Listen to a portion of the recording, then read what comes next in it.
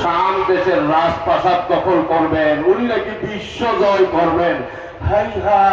High হাত, জীবনেও এটা হতে পারে না। নবীর আড়ালে আবডালে একটা আর একটার সঙ্গে নবীকে নিয়ে মজা করে। কথা কি বুঝতে পারতেছে? নবী তো শুনে নাই, নবী তো এই কাহিনী জানেও না, কিন্তু কেউ না জানলেও তো কে জানে?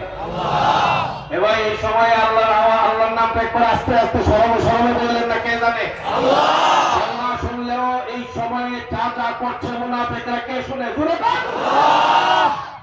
খবর পৌঁছে গেছে নবীর কাছে। আল্লাহ তাআলা ওয়াহির মাধ্যমে নবীকে পুরা ঘটনা জানাইছে। সুবহানাল্লাহ কি বলবেন নাকি ভাই? নবীর জীবন দশায় কিন্তু নবীর আড়ালে আবডালে ইসলাম বিরোধী কোন কর্মকাণ্ড করবে এইরকম কোন সুযোগ ছিল না।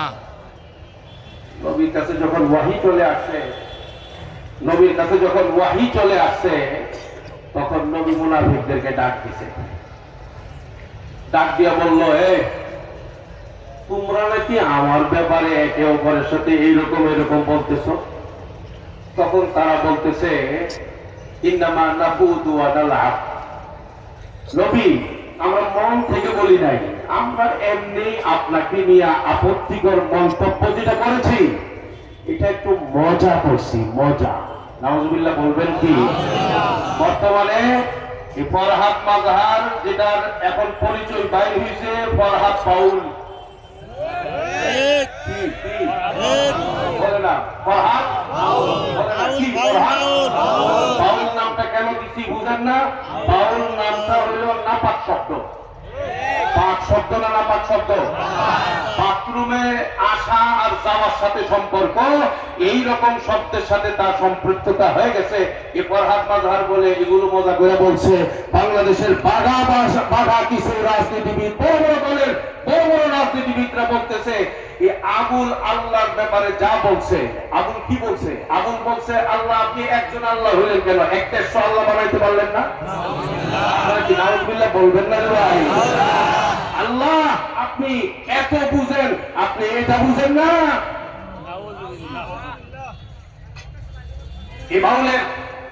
এই বাউলের গোষ্ঠীর মধ্যে কুলাঙ্গার যেগুলো একটার পর একটা আল্লাহ শানে গালি দিচ্ছে। আমাদের বাবা ইব্রাহিম আদম আলাইহিস সালামের শানে গালিগালাজ করছে, শরীয়তের বিরুদ্ধে কথা বলছে। তারা নাকি মজা করে, তারা নাকি নাটক করে, তারা নাকি পালা গান করে, আল্লাহর বিরুদ্ধে কথা বলে, কোরআনে কারীমের বিরুদ্ধে উপহাস করে, আর বলে কুল আউযু বিরাব্বিন নাস। এই সূরার মধ্যে এত নাচ বলছে কেন? আল্লাহ খালি নাচতে বলছে। নাউজুবিল্লাহ বলবেন না? বলেন এই যে কথাবার্তা গুলো বলছে, এই কথাবার্তা যেই বলুক তার কি ঈমান আছে না গেছে? মুসলমান না কাফের? জোরে বলেন। মুসলমান না নাস্তিক? জোরে বলেন।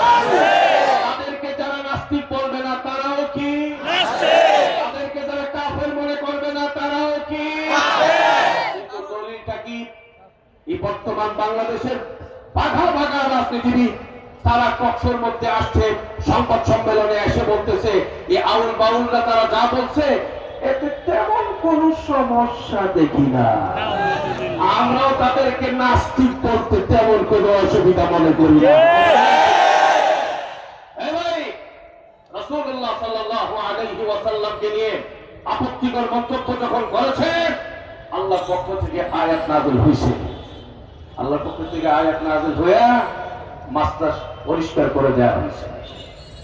وَلَئِنْ سَأَلْتَهُمْ لَيَقُولُنَّ إِنَّمَا كُنَّا نَخُوضُ وَنَلْعَبُ قُلْ أَفِاللَّهِ وَآيَاتِهِ وَرَسُولِهِ كُنتُمْ تستهزئون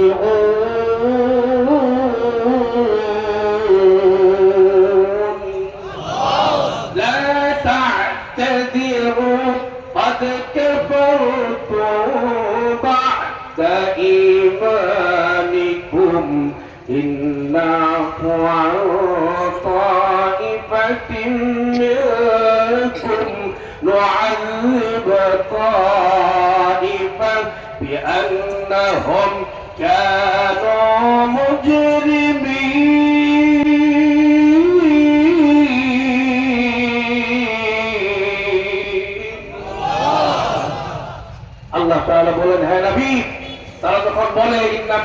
নাখুদু ওয়া নালআব, আমরা আপনাকে নিয়ে যা বলছি আমরা মজা করি, উপহাস করি, হাস্যরস করি, মন থেকে বলি না। নবী আপনি তাদেরকে উত্তরে বলেন আবিল্লাহি ওয়া আয়াতিহি ওয়া রাসূলিহি, মজা করা আর হাস্যরস করা, নাটক করার আর কোনো বিষয় পাও না। আল্লাহকে নিয়ে মজা করো না, আল্লাহর কোরআনকে নিয়ে মজা করো, নবী আর রাসূলকে নিয়ে মজা করো। লা তা'তাযিরু কাদ কাফারতুম বা'দা ঈমানিকুম, আল্লাহ তাআলা বলে দিয়েছেন তোমরা ইচ্ছায় বলো, অনিচ্ছায় বলো, মন থেকে বলো আর হাস্যরস করে বলো, কোন আবুজর আপত্তি গ্রহণযোগ্য হবে না। নবীর শানে আপত্তিকর মন্তব্য যে কোনো ভাবেই যদি কেউ করে তার ঈমান থাকে না, সে কাফের হয়ে যায়। আকাফারতুম বা'দা ঈমানিকুম। ভাই আজকের এই জায়গায় আমি আর কথা বাড়াবো না, আমার পরিষ্কার কথা, 91 থেকে 92% মুসলমানদের এই দেশে আমার আল্লাহর শানে কোন কুলাঙ্গার গালি দিবে, নবীর শানে কোন কুলাঙ্গার গালি দিবে, কোরআনের উপরে কেউ আঘাত করে কথা বলবে, ইসলামের উপরে কেউ আঘাত করে কথা বলবে, কোন মুমিন মুসলমান চুপ করে বসে থাকতে পারে? আমাদের পরিষ্কার, আমাদের উলামায়ে কেরাম সর্বশেষ পর্যায়ের ধৈর্যের পরিচয় দিচ্ছেন। যত ইসলাম বিদ্বেষী, যত দাউলদের মধ্যে যত নাস্তিকগুলো আছে সবগুলোকে অ্যারেস্ট করে, গ্রেফতার করে, সর্বোচ্চ আইন প্রয়োগ করে ইমানদারের কলিজা ঠান্ডা করতে হবে। কথা বলেন এটা যদি করা না হয় ইমানদারদের দুর্বল তীব্র আন্দোলন হবে, মাদক দিতে হবে, নরসেন দিতে হবে, আশপাশের জেলাগুলোতে হবে, ঢাকায় হবে, প্রয়োজনে নাস্তিক মুরতাদদের সকল চিন্তাধারা আলোচনা করবার জন্য সারা বাংলাদেশে উদ্যোগ করে দেওয়া হবে।